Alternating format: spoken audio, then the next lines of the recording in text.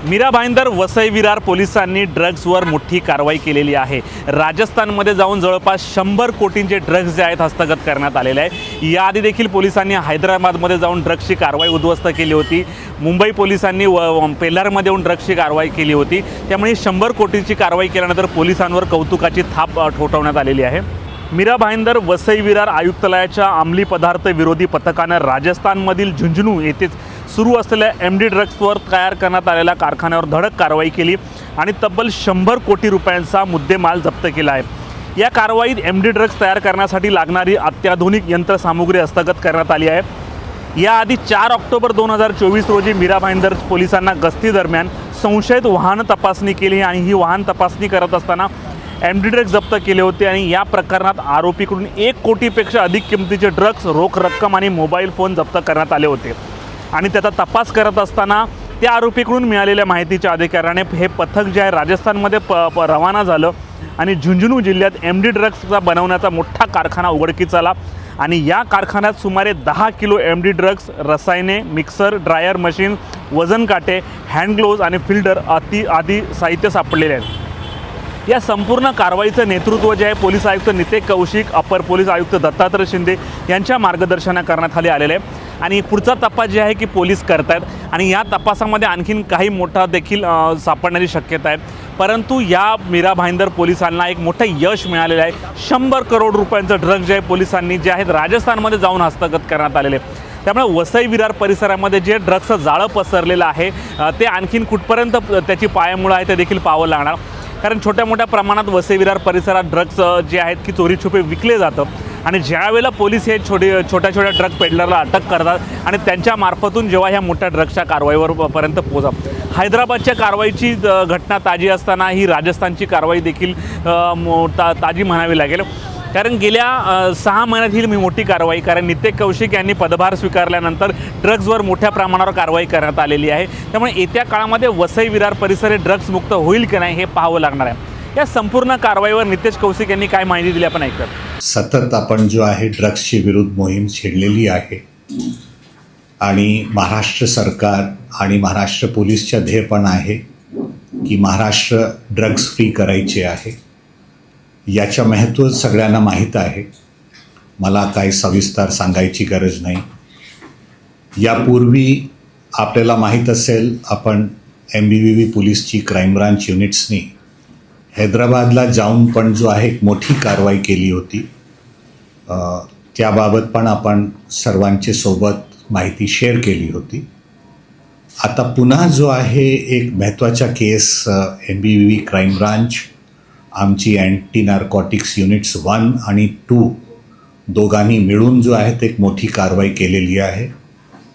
त्याबाबत आपल्याशी माहिती शेअर करतो। 4 ऑक्टोबरला काशीगाव पोलीस स्टेशनला एक ड्रग्सचा सीजर झाला होता, ज्यामध्ये आपण 6 लोकांना अरेस्ट केले होते। हा प्राथमिक सीजर होता। याच्यावर काम करताना, इन्व्हेस्टिगेट करताना आमच्याकडे आणखी महत्त्वपूर्ण माहिती प्राप्त झाली। त्याचा फर्दर लिंक गुजरातला लागला। त्याच्यावर वर्क करताना आमची टीम्स झुंझुनू राजस्थानपर्यंत पोहोचली।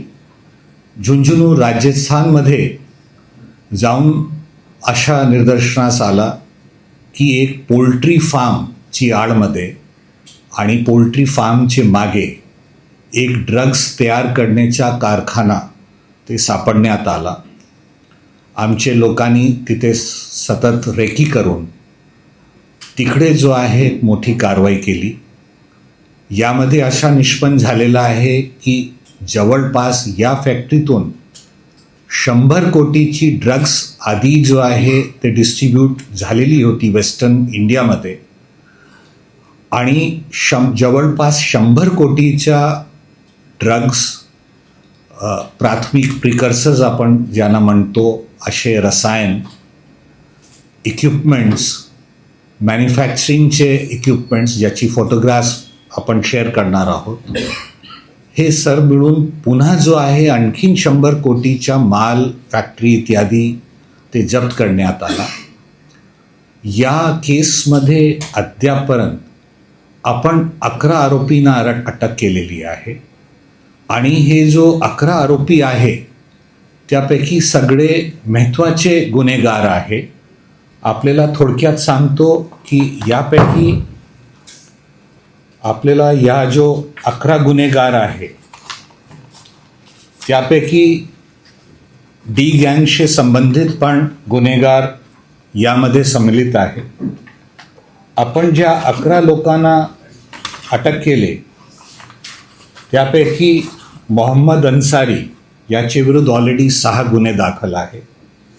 मोहसिन शेख त्याचे विरुद्ध 4 गुन्हे दाखल आहे. जाहीर गोरे त्याचे विरुद्ध 3 गुन्हे दाखल आहे. मोहम्मद अन्सारी त्याचे विरुद्ध 9 गुन्हे दाखल आहे. सोहेल खान त्याचे विरुद्ध 3 गुन्हे दाखल आहे. मोहम्मद शेख याचे विरुद्ध 1 गुन्हा दाखल आहे आणि मोहम्मद परियानी त्याचे विरुद्ध 4 गुन्हे दाखल आहे. डी गँगचा सक्रिय मेंबर होता. 3 मर्डरचे केसेस आहेत त्याचे आणि ATSनी पण त्याची अटक केली होती. तो पण या गुन्ह्यामध्ये आपण अटक केलेले आहे. असा 11 पैकी 9 लोक जो आहे यामध्ये सक्रिय गुन्हेगार आणि मोठे गुन्हेगार आहे. असे सर्व लोकांना आपण या केसमध्ये अटक केलेले आहे आणि मला असा विश्वास आहे की या कारवाईमुळे संपूर्ण महाराष्ट्रात नव्हे परंतु पश्चिम भागात संपूर्ण देशात यामध्ये जो सप्लाय होत होती याच्यावर अंकुश लावणार आणि याचा जो आहे डिस्ट्रीब्युशन आणि सप्लायमध्ये हे सगळा भंडाफोड करून आपण जो आहे हे ड्रग्सवर जे आपण जे कारवाई करतो आहे यामध्ये डेफिनेटली आपल्याला फायदा मिळेल आणि आमचे जे युनिट्स आहे अँटी नार्कोटिक्स 1 आणि 2 यांनी हा संपूर्ण कारवाई केलेली आहे क्राईम ब्रांचच्या अंतर्गत त्याच्या पण अभिनंदन करतो आणि सर्वांना हा अपील करतो की जर त्याच्याकडे कुठल्याही प्रकारची ड्रग्सशी संबंधित जर माहिती असेल तर MBV पोलीसच्या सोबत शेअर करून आमची मदत करावी. धन्यवाद.